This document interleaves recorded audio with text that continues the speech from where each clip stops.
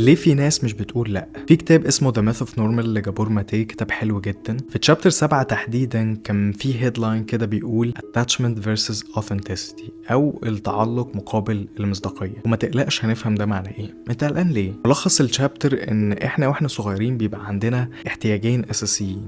أول احتياج الاتاتشمنت، والاتاتشمنت هنا معناه الاحتياج للكونكشن، للحب، للاهتمام. وتاني احتياج هو الاوثنتسيتي او المصداقيه، بمعنى ان انت تكون نفسك، تكون شخص حقيقي بشكل مستقل. هنا بيبدا الكونفليكت واحنا صغيرين، لما اهلنا يحطوا احتياجاتنا الاساسيه زي الحب والاهتمام والكونكشن مقابل الاوثنتسيتي بتاعتك. وامثله على ده زي لو ما عملتش كذا مش هحبك، او لو عملت كذا هعاقبك، او يحصل نوع من انواع السايلنت تريتمنت او الصمت العقابي. بطبيعه الحال هتضطر تضحي بالاوثنتسيتي بتاعتك علشان تاخد احتياجاتك الاساسيه من الكونكشن والحب وما إلى آخره، وتتحول لبيبل بليزر أو شخص بيرضي الناس على حسابه الشخصي، علشان بالنسبة له ده معناه إنه هيخسر احتياجاته الأساسية لما يبقى شخص حقيقي ويقول لأ. كل موقف بيعدي عليك أنت عايز تقول لأ ومش بتقول لأ، ده بيزود المشكلة. الموضوع في البداية هيبقى صعب وتقيل، وهتفلتر ناس كتير من حياتك، بس يستاهل. لما تقعد مع نفسك وتبقى حاسس إنك أوثنتك، شخص مستقل بأفكاره ومشاعره وقراراته وانفعالاته نابعة من جواه،